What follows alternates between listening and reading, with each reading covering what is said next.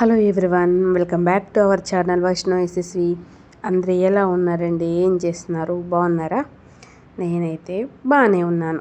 అలాగే అందరికీ ముందుగా హ్యాపీ చిల్డ్రన్స్ డే. ఇంకా ఈ వీడియో అయితే మేము ఎప్పుడు శ్రావణ మాసంలో త్రిపురాంతకం అని అంటాం కదండి, వినుకొండ అవతల ఉంటుంది. అక్కడ బాలా త్రిపుర సుందరి అమ్మవారు వెలిసారనమాట. సో అక్కడ మేము హోమం చేయించుకున్నాము. అలాగే ఆ తర్వాత కోటప్పకొండకి వెళ్ళాము. సో ఆ రోజు వ్లాగ్ అంతా కూడా షూట్ చేశాను. సో ఈ రోజైతే మీతో ఆ వీడియోని షేర్ చేసుకోబోతున్నాను. మన వీడియో ముందు మన ఛానల్ని కనుక ఎవరైనా సరే ఫస్ట్ టైం చూస్తుంటే ప్లీజ్ సబ్స్క్రైబ్ చేయండి. వీడియో కనుక నచ్చితే లైక్ చేయండి, షేర్ చేయండి. ఆ రోజైతే పిల్లల్ని ఏం తీసుకెళ్ళలేదండి, చాలా లాంగ్ జర్నీ కదా, అది కూడా హోమం కాబట్టి. అందుకని చెప్పి ఎప్పుడైనా సరే పిల్లల్ని తీసుకొనే వెళ్తాను, కానీ ఈసారి మాత్రం కొన్ని రీజన్స్ వల్ల వాళ్ళనైతే తీసుకెళ్ళలేదు. ఇంకా ఇప్పుడైతే మన వీడియో స్టార్ట్ అవుతుంది. స్టార్ట్ అయిన తర్వాత అన్నీ మాట్లాడుకుందాం, ఓకేనా. ఇక్కడ వచ్చేసి ఎర్లీ మార్నింగ్ అండి, ఇంట్లో అమ్మవారికి అయితే ఇలా పూజ చేసేసుకొని మేము 5 o'clockకి చెరుగుపల్లిలో ఉండాలి. చెరుగుపల్లి నుంచి 6కి అలా బయలుదేరతారని చెప్పారనమాట. సో మేము ఇక్కడ బాపట్లలో అమ్మవారికి ఇలా పూజ చేసుకొని ఇంక ఇక్కడ ఉదయాన్నే అయితే మేము బయలుదేరామన్నమాట. నిజానికి మా ఓన్గా అయితే మేము వెళ్ళలేదండి. ఈ వీడియోలో ఇందాక ఫోటోలో కూడా కొంతమందిని చూపించాను కదా, అక్క వాళ్ళు ఎవ్రీ మంత్లో ఏమంటారు, మాస శివరాత్రి వస్తుంది కదా, ఆ రోజు శివుడికి అభిషేకం చేసి ప్రసాదాలు ఇచ్చే పూజారి గారులు ఉంటారు కదా. సో వాళ్ళకి తెలిసిన వాళ్ళు ఇక్కడ ప్రతి సంవత్సరం పెడతారంటే లాస్ట్ ఇయర్ పెట్టారు, వాళ్ళు వెళ్ళొచ్చారు. సో ఈ ఇయర్ కూడా వాళ్ళని తీసుకెళ్ళడానికని మా వారిని అడిగారు. అడిగిన తర్వాత వస్తారా అని అడిగారు. ఆ అమ్మ దయ ఉండి మనకి అలా పిలుపు వచ్చింది అని చెప్పేసి మేమైతే వెళ్ళామండి. మేము అంతకుముందు విన్నాము, మాకు తెలిసిన వాళ్ళు చెప్పారు, త్రిపురాంతకం అమ్మవారు చాలా మహిమ గల్ల అమ్మవారు, అక్కడికి వెళ్ళిరండి బాగుంటుంది అని చెప్పి.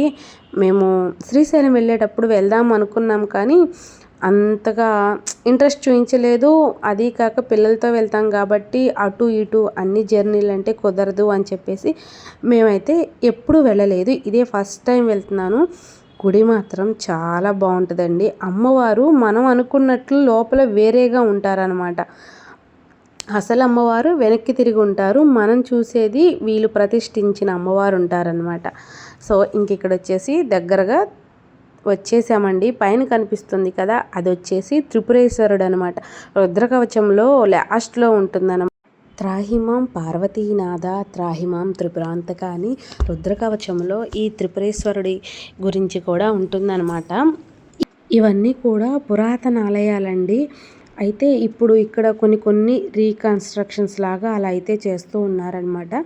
ఇంక ఇప్పుడైతే ఫస్ట్ మనం వచ్చేసి బాలా త్రిపుర సుందరి అమ్మవారి దగ్గరికి అయితే వెళ్తాం. ఇది వచ్చేసి త్రిపురాంతకంలోనే త్రిపురేశ్వరుడు అని శివాలయం కదా. సో అటు వెళ్ళే గాలి గోపురం అనమాట అది వచ్చేసి. ఇంక ఇప్పుడైతే మనం అమ్మవారి దగ్గరికి వెళ్తాం. ఫస్ట్ అమ్మవారి దగ్గరికి వెళ్ళి పూజ అంతా చేసుకున్న తర్వాత రిటర్న్ వచ్చేటప్పుడు అక్కడ స్వామివారిని చూసి ఆ తర్వాత మేము కోటప్పకొండకి వెళ్ళామన్నమాట. ఆ అమ్మ దయ పిలుపు వల్ల మేమైతే ఇలా త్రిపురాంతకంలో బాలా త్రిపుర సుందరి అమ్మని చూసే అదృష్టాన్ని అయితే ఏమంటారు మాకు వచ్చిందనమాట. ఎప్పుడు కూడా నవరాత్రుల్లో బాలా త్రిపుర సుందరి అవతారం ఉంటుంది కదా. నేను ఎప్పుడు అనుకునేదాన్ని, ఇదిగో ఇక్కడ చూస్తున్నారు కదా, నాకు ఈ ఫోటో చూడగానే ఆ అమ్మను చూసేసినట్టు వాళ్ళంతా పులకరించి కళ్ళలోంచి నీళ్ళు వచ్చేసినాయి అనమాట. నేను కూడా అలానే ఉంటారేమో అమ్మవారు, ఫోటో కూడా అలానే పెట్టారు కదా, సో అమ్మవారు లోపల కూడా అలానే ఉంటారు అనుకున్నానండి. కానీ అలా ఏమి ఉండరు అనమాట. అమ్మవారు చాలా చిన్నగా ఉంటారు. నిజానికి మనకి ఎదురుగా కనిపించే అమ్మవారిని శంకరాచార్యులు వారు ప్రతిష్ఠించారంట. లోపలున్న అమ్మవారు ఇప్పుడు మనకి ఎదురు కనిపిస్తారు కదా, అటు ఆపోజిట్ డైరెక్షన్లో వెనకుండేటువంటి గోడకి అటు తిరిగి ఉంటారంట అమ్మవారు. మేము అక్కడ చెప్తూ ఉంటే విన్నాము. అప్పట్లో ఇది ఒక అడవిలాగా ఉండేదంటండి. అమ్మవారి దగ్గరకు వచ్చి ఏ వరం కోరుకున్నా అమ్మ తీర్చేవారంట. అయితే వాళ్ళు మొక్కుకున్న మొక్కులు కూడా అలా తీరుస్తూ ఉంటే అక్కడంతా కూడా జంతు బలి ఉంటుంది కదా, ఇప్పుడు మనం కూడా మొక్కుంటూ ఉంటాం కదా, కోడిని ఇస్తామమ్మా, మేకిస్తామమ్మా అని. సో అలాగా మొక్కులు తీర్చుకుంటూ ఉంటే అదంతా కూడా ఎర్రగా అయిపోయిందంట. అమ్మవారికి అలా చూసే కొంది ఉగ్రరూపం వచ్చేస్తుందంట. అప్పట్లో శంకరాచార్యులు వారు అంటే మనకి ప్రతి గుడిలో కూడా ఆయన వచ్చి ఏదో ఒకటి చేసిందైతే ఉంటుంది కదా, అప్పుడు ఆయన ఇక్కడికి వచ్చి అమ్మవారిని శాంతింపజేసి శ్రీచక్రం ప్రతిష్ఠించి అమ్మవారికి ఉగ్రరూపాన్ని తగ్గించి చేశారనమాట. అది అక్కడ శంకరాచార్యులు వారు అమ్మవారిని ప్రతిష్ఠించారనమాట. అది ఎదురుగా మనకు కనిపిస్తుంది. అసలు అమ్మవారు అటు తిరిగి ఉంటారంట. ఆ అమ్మ కనిపించే అదృష్టవంతులు ఎవరో కానీ మనకైతే కనిపించరనమాట. కానీ చాలా మహిమగల అమ్మవారండి. మేము అక్కడికి వెళ్ళినందుకు మనం పూజ చేసుకునే అమ్మకి ఎన్నో అవతారాలు కదా. మేము పూజ చేసే అమ్మ దుర్గాదేవి. ఆవిడ చిన్న పిల్ల స్వరూపానికి సంబంధించిన అవతారం ఏదంటే బాలా త్రిపుర సుందరి. మేమైతే ఆ అమ్మని చూసినందుకు చాలా హ్యాపీగా ఫీల్ అయ్యామండి. కాకపోతే పిల్లల్ని తీసుకెళ్ళలేకపోయాము. పిల్లల్ని కూడా ఇంకా బాగుండేది, ఇంకా మనశ్శాంతిగా ఉండేది అనిపించింది. ఆ అన్న వాళ్ళు వెళ్తున్నారు, వాళ్ళు రమ్మంటే మేము వెళ్ళామన్నమాట. మనంగా వెళ్తే మన ఫ్యామిలీ అందరం కలిసి వెళ్తాం కదా.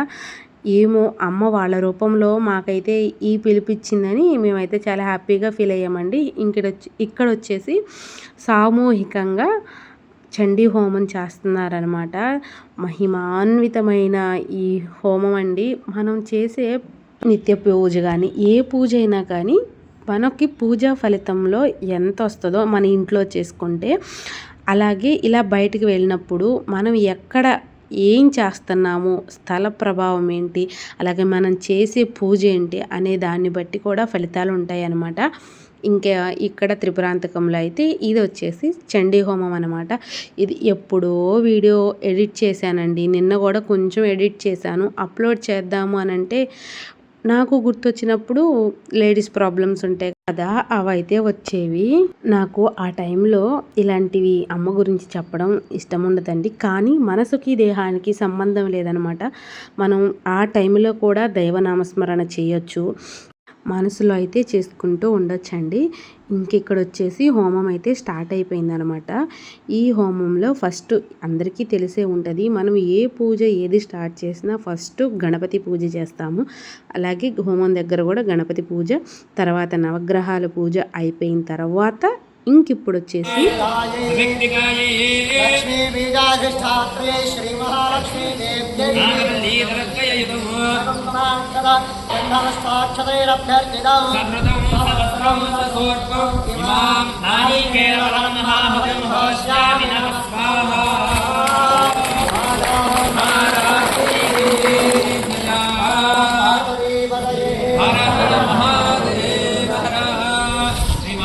ఇప్పుడు చండీ హోమం అయితే స్టార్ట్ అయిందనమాట.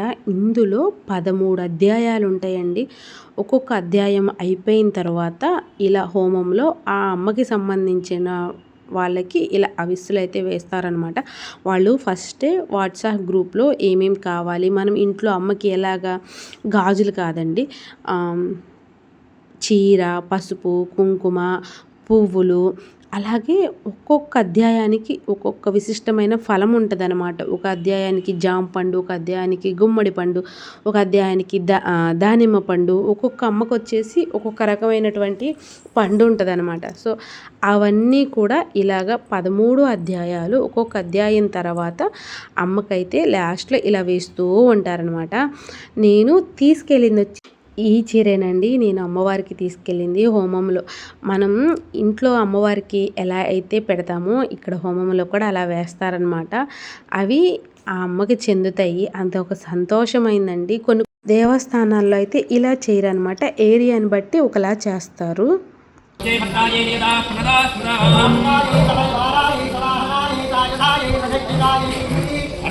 विंशतिवन्नात्मिकायै श्री महालक्ष्मी देव्यै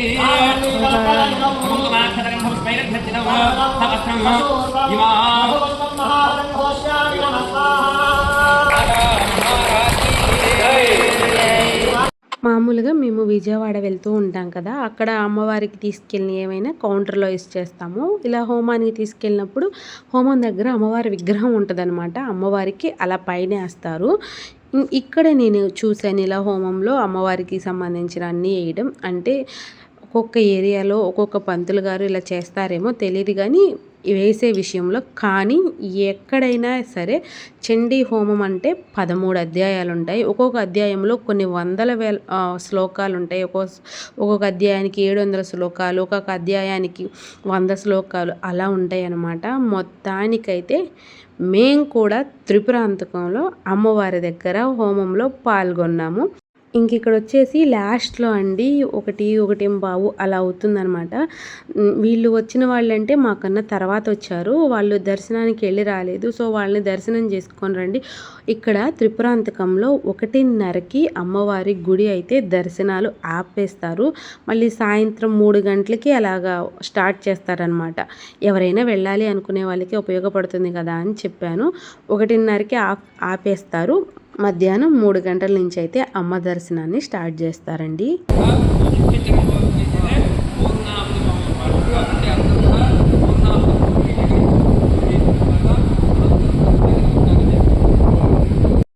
ఇంకా పూర్ణాహుతి చేయడానికి వీళ్ళందరూ దర్శనానికి వెళ్ళారు కదా, ఇదిగోండి క్యూలో ఉన్న వాళ్ళంతా సగం మాతో పాటు వచ్చిన వాళ్ళనమాట. ఇంక ఈలోపు మీకైతే గుడి చుట్టూతో ఉన్న ప్రాంగణాన్ని అయితే చూపిస్తాను. ఎదురు చూశారు కదా, అది అమ్మవారికి గర్భగుడి లోపలికి వెళ్ళే దారి అనమాట. ఇంక ఇటు వచ్చేసి లెఫ్ట్ సైడ్ నుంచి తిరిగి వస్తూ ఉన్నాము.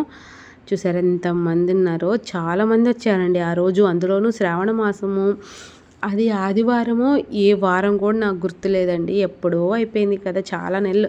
ఆగస్టులో షూట్ చేసిన వీడియో అనమాట.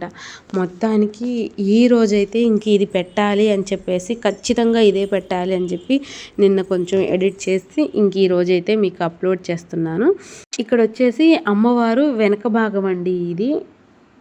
ఇదైతే నేను తీయలేదనమాట. తేజ అని అక్క వాళ్ళ అబ్బాయి, తనకిచ్చాను వీడియో షూట్ చేయరా కొంచెం, గుడి మొత్తాన్ని నేను ఛానల్లో అప్లోడ్ చేస్తాను అంటే తను షూట్ చేస్తున్నాడు. మేమైతే ఇక్కడ కూర్చొని మాట్లాడుకుంటున్నాం అనమాట. కింద కూర్చొని చాలా టైం పడుతుందండి, కాళ్ళు నొప్పులు వచ్చేసి ఇంక అక్కడైతే మేము కూర్చున్నాము. ఈ గుడి చుట్టూతా, హోమం చుట్టూతా తిరిగేదైతే తనే షూట్ చేశాడు. ఇంక ఇక్కడ వచ్చేసి అమ్మవార్లు సప్తమాత్రికలు అంటారు కదండి, వాళ్ళందరూ ఉంటారనమాట. ఇక్కడ చూస్తున్నారు కదా సైడు, వీళ్ళందరూ కూడా వాళ్ళే. ఇదిగోండి అరటి చెట్లు పెట్టి ఇక్కడ అమ్మవారు ఉన్నారు చూసారా, అక్కడ వచ్చేసి అమ్మవారికి ఎదురు ఇక్కడ ఏడు నుంచుంది చూసారా, అటు గర్భగుడి లోపల అనమాట. ఆయన నుంచున్నారు కదా, అక్కడ వచ్చేసి శ్రీచక్రం ఉంటుందండి. అక్కడ అమ్మవారికి కుంకుమార్చన చేస్తారనమాట. ఇక్కడికి వెళ్ళే వాళ్ళు ఎవరైనా ఉంటే అక్కడ కుంకుమార్చన కూడా చేస్తారండి.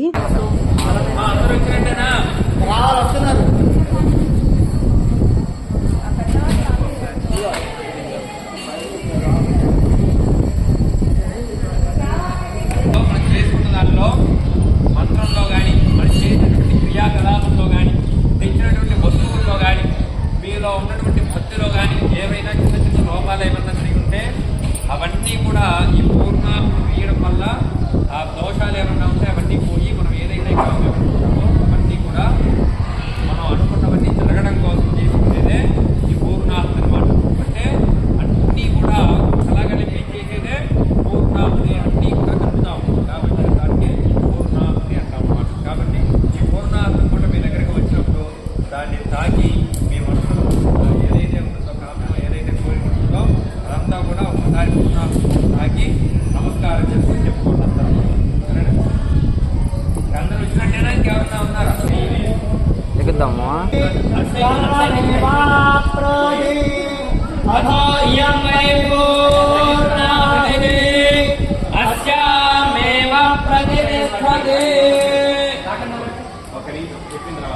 ఓం నమో దేవ్యై మహాదేవ్యై శివాయై సపదం నమః. నమః ప్రవత్యే భద్రాయై నియతా ప్రణతాస్పదా సాంగాయై సమయారాయై అవాహనాయై ఆయుధాయై సశక్తికాయై మూర్ధానం నివారయన్మహత్యావై స్వానరవృతాయ దాతమగ్నే కవిగుం సంప్రాజమతి దింజనానామాసన్నా పాత్రం జనయంత దేవా దేవా స్వాహా. పార్వతీ పతయే మాతా మహారాజ్ఞికి అందరు తాగిన తర్వాత మీరు ఇటు సైడ్కి వచ్చి వేయండి. ఇంకా ఇక్కడ వచ్చేసి పూర్ణాహుతి కూడా అయిపోయిందండి. ఆ మూట వేసేసిన తరువాత పూర్ణాహుతి మూట తర్వాత ఇంక ఇక్కడ వచ్చేసి అమ్మవారికి తీసుకెళ్ళిన చీరలు అవి ఇంకొన్ని ఉన్నాయి అనమాట. ఇంకా అలా తీసుకురావడానికి ఎవరికి మనసొప్పది కదండి, అందులోనూ బాధపడతారు కదా. సో అందుకని చెప్పేసి ఉన్నాయి కూడా ఇలాగ ఆవు నేతిలో ముంచేసి అమ్మవారికి అయితే హోమంలో సమర్పించారు. ఏదైనా అండి మనం ఒకరికి బాగు కోరితే దేవుడు మనల్ని కూడా బాగుండాలని ఆశీర్వదిస్తాడు. అలాగే ఎందుకు చెప్తున్నాను అని అంటే, మనం ఎన్ని పూజలు చేసినా ఏం చేసినా మనసులో కుళ్ళు వ్యసనం, అలాగే ఎదుటి వాళ్ళు బాగున్నారు నేను బాగాలేను, లేదంటే వాళ్ళు నాకన్నా బాగున్నారు వాళ్ళు ఇలాగైపోవాలి అలాగైపోవాలి అని చెప్పేసి మనసులో కోపాన్ని పెంచుకొని ఇలా ఉండి ఎంత చేసినా దానివల్ల మనం చేసే పుణ్యకార్యాల ఫలం కూడా అనేది చాలా తక్కువగా వస్తుందన్నమాట. సో అందుకని చెప్పేసి మన మనసు మంచిగా ఉండి మనం ఒకరి మంచిని కోరుకుంటే దేవుడు మనల్ని చల్లగా చూస్తాడు. ఎలాంటి విషయాల్లో అయినా మనకి అండగా ఉంటారు. మనం చేసే అదే అంటారు చూసారా, ధర్మో రక్షిత రక్షిత అని. మనం చేసే పనిలో ఆలోచనలో ధర్మంగా ఉంటే అమ్మదయ్యని, అలాగే మనం అంటే ఒక్కొక్కరికి ఒక్కొక్క దేవుడు ఇష్టం కదా, ఎవరినైతే ఇష్టపడతామో ఆ దేవుడి యొక్క అనుగ్రహం కూడా మన మీద ఉంటుందన్నమాట. కానీ అందరూ మనలాగైతే ఉండాలండి. మనం ఏమనుకుంటామంటే మనం మంచిగా ఉంటే ఎదుటోళ్ళు కూడా మంచిగానే ఉంటారనుకుంటాం. కొంతమంది ఇక్కులు మూతోళ్ళు ఉంటారు, పైకి ఒకలాగా లోపల ఒకలాగా నటిస్తారు. వాళ్ళు ఎదుటోళ్ళు మంచోళ్ళైనా వాళ్ళు అలానే అనుకుంటారు. ఏది ఏమైనా మన మనసు మంచిగా ఉండాలి, నిర్మలంగా ఉండాలి. అదే నేను చెప్పేది. ఇప్పటి రోజుల్లో చాలామంది ఉన్నారండి పసిపిల్లలని కూడా చూడకుండా చాలా నేను చూశాను కాబట్టి చెప్తున్నాను, చేతబడులు చేయడం ఇలాంటి చేసేవాళ్ళు కూడా ఉన్నారనమాట. ఎవరి కర్మకి వాళ్ళు అనుభవిస్తారు, కర్మ ఫలితం మాత్రం ఖచ్చితంగా అనుభవిస్తారు. అంతే, ఎవరిని వాడిని అలాగ వదిలేయడమే. మేమైతే ఇక్కడికి వెళ్తామని కానీ అలాంటిది కూడా మాకు తెలియదండి. మా వారిని రమ్మన్నారు, ఆయన వెళ్తానన్నారు. లాస్ట్కి రావాల్సిన వాళ్ళు 2 క్యాన్సిల్ అయ్యారు. సో ఉంది వస్తావా నవ్య అన్నారు. అంటే నేను ఏదో గొప్పని కాదండి, మన ఆలోచన విధానం మనసుని బట్టే దేవుడు కూడా మనకి దగ్గరగా ఉంటారనమాట. మొత్తానికి ఇక్కడికైతే వచ్చామండి. మెయిన్గా రావడం అయితే ఇప్పుడల్లా వచ్చేవాళ్ళం అయితే కాదు, ఎప్పుడు వచ్చేవాళ్ళమో కూడా తెలియదు అనమాట.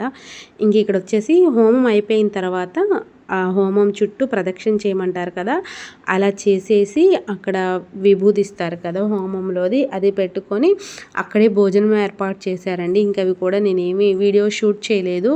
ఇది వచ్చేసి స్థల పురాణం అండి.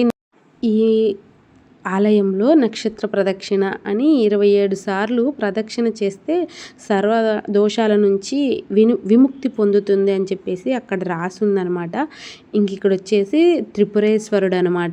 ఇందాక అమ్మవారి దగ్గరికి వెళ్ళాం కదా, అక్కడ భోజనాలు అవన్నీ చేసుకొని అక్కడ ఆ టైంలో గుడి క్లోజ్ అవుతుంది, 3 గంటలకు ఓపెన్ చేస్తారని చెప్తే మేము 3 అయ్యే టైంలో ఇక్కడ ఇది కూడా పైకి రావాలన్నమాట. కొండ పైన చుట్టూ కూడా ఉపాలయాలు ఉంటాయండి. ఇక్కడ వచ్చి ఈ దేవాలయం దగ్గర నుంచి శ్రీశైలానికి ఇగోండి చూస్తున్నారు కదా, మార్గం అంట, బిళమార్గం, శ్రీశైల బిళమార్గం అని. ఇందులో నుంచి లోపల స్వరంగ మార్గం ఉంటుందంట. నేనైతే వెళ్ళలేదండి, నేనంత సాహసాలు చేయను, నాకు అసలు చాలా భయం.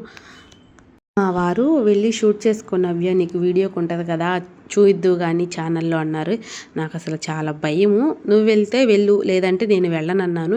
ఇటు రైట్ సైడ్ కనిపిస్తుంది కదా, అటు లోపలికి ఉందంట. ఇంకెవ్వరు కూడా లోపలికి వెళ్ళే సాహసం చేయలేదండి, ఎందుకంటే అంతా చీకటిగా ఉంది. ఎటు ఏ కాలు జారినా మనం ఏమీ చేయలేమన్నమాట. చూస్తున్నారు కదా, ఎటు చూసినా చీకటే.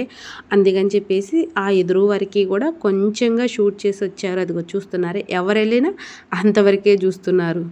ఎవరి భయం వాళ్ళకు ఉంటుంది కదండి. ఇవన్నీ కూడా దేవాలయం చుట్టూతా చిన్న చిన్న ఉపదేవాలయాలు ఉన్నాయండి. ఇక్కడ వచ్చేసి చెన్నకేశ్వర స్వామి, అలాగే అటువైపు ఆంజనేయ స్వామి. ఇక్కడ గర్భగుడిలో కాదండి, పక్కన ఉన్నటువంటి శివలింగం అనమాట. ఈయనకు కూడా ఏదో పేరుంది, నేనైతే చూడలేదు. ఈ పక్కన ద్వాదశ జ్యోతిర్లింగాలు అంటారు కదా, అలాగే కొన్ని లింగాలు అయితే ఇక్కడ పెట్టారండి. చుట్టూ ప్రకృతి మాత్రం చాలా బాగుందండి. పైన ఉంటాం కదా, గాలి అయితే ఎంత హాయిగా వస్తుందో, కానీ మనం ఇక్కడ ఎక్కువసేపు ఉండలేమన్నమాట. అన్ని ఆంజనేయ స్వాములు ఎవరి పైన వస్తారు. ఒక ఆవిడనైతే తల ఉంచి కొరకన కూడా కొరికేసినాయి అనమాట. నాకు అసలు చాలా భయము. ఇంక ఇప్పుడు మీకు చూపించే స్వామి వచ్చేసి కాలభైరవుడు అనమాట. ఇప్పుడిప్పుడేనండి అన్నీ కూడా చుట్టూ కొంచెం రీమోడల్ లాగా తీసి చేస్తూ ఉన్నారు. ఎటు చూసినా శివలింగాలేనండి, ఎటు చూసినా అంతా ఆ స్వామేనమాట. లోపల కూడా స్వామి చాలా బాగున్నాడు, కానీ గర్భగుడిలో మనం వీడియో షూట్ చేయలేం కాబట్టి నేనైతే ఏం తీయలేదు. ఇదంతా కూడా చుట్టూ ఉన్నటువంటి అట్మాస్ఫియర్ అనమాట. నాకైతే చాలా బాగా నచ్చింది. లోపలికైతే ఆంజనేయ స్వామి అంటే మీకు అర్థమైందో లేదో, మంకీస్ అనమాట. మేమైతే అలా పిలవమండి, ఆంజనేయ స్వామి అనే నేను పిలుస్తాను. మా పిల్లలకి అలానే చెప్తానన్నమాట. ఇక్కడ ఏంటది కళ్యాణ త్రిపురాంతకేశ్వర స్వామి అంట. ప్రతి దేవాలయంలోనూ సైన్స్కి సంబంధించినవి ఉంటాయి. ఒక్కొక్క అత్యాధునిక కోణం వెనుక సైన్స్ అనేది కూడా చాలా ఉంటుందండి. మనకి తెలియక అదే ముందులే వెనకట వాళ్ళు చేశారు, ఇదే ముందులే వెనకట వాళ్ళు చేశారు అనుకుంటారు, కానీ ఒక్కొక్క దానికి ఒక్కొక్క సైంటిఫిక్ రీజన్ ఉంటుందన్నమాట. సో మనం మూలాలని మనం మర్చిపోకూడదని అయితే నేను చెప్తున్నాను. ఇంకా అక్కడి నుంచి ఇక్కడ కోటప్ప కొండకైతే వచ్చాము. వచ్చి స్వామిని దర్శించుకొని సాయం సంధ్యా సమయంలో శివుని యొక్క దర్శనం అనేది చాలా మంచిదండి. మనం అందరం కూడా ఉదయం పూట వెళ్తూ ఉంటారు, కానీ సాయంత్రం పూట వెళ్ళడం శివాలయానికి చాలా మంచిదన్నమాట. ఇక్కడ వచ్చేసి పైన కూడా ఒక దేవాలయం ఉందండి. ఇక్కడ కూడా పూజారి గారులు వెళ్తారంట, ప్రసాదం పెట్టి పూజ చేసి వస్తారు అని అక్కడ ఉన్న వాళ్ళు కొంతమంది అయితే చెప్పారు. ఇక్కడ కాదు కానండి, మీకు ఇదే వీడియోలో కొంచెం సేపటి తర్వాత లాస్ట్లో వస్తుంది చూడండి. ఈవినింగ్ టైంలో సూర్యాస్తమయం సమయంలో ఆ చుట్టూ ఇప్పుడు మీకు చూస్తుంటేనే నేచర్ ఎంత బాగుంది. మాకైతే ఈ దర్శనం అయిపోయి కిందకి వెళ్ళి కొన్ని ఫొటోస్ తీసుకుందాము అని చెప్పేసి కిందకి వెళ్ళాము. అది వీడియో అనేది నేను రాగానే పెట్టాను లాస్ట్లో. ఎంత బాగుందో, అలాంటివి కొన్ని చూస్తూ ఉంటే మనసు చాలా పులకిస్తూ ఉంటుంది.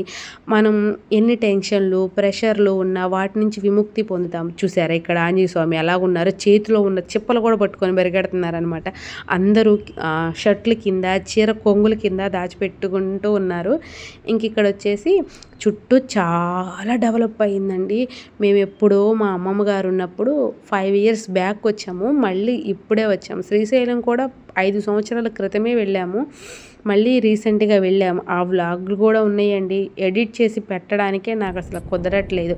చెప్పాను కదా మీకు లాస్ట్లో యాడ్ చేస్తానని. ఇదేనమాట, ఎంత బాగుందో వ్యూ అయితే మీరు కూడా చూసి ఎంజాయ్ చేసేయండి. ఇది ఫ్రెండ్స్ ఈరోజు వీడియో కనుక మీకు నచ్చితే లైక్ చేయండి, షేర్ చేయండి, కామెంట్ చేయండి. ఎలా ఉంది ఏంటనేది కూడా తప్పకుండా కామెంట్ చేయండి. నెక్స్ట్ వీడియోలో మళ్ళీ కలుస్తాను. ఉంటానండి. Bye friends.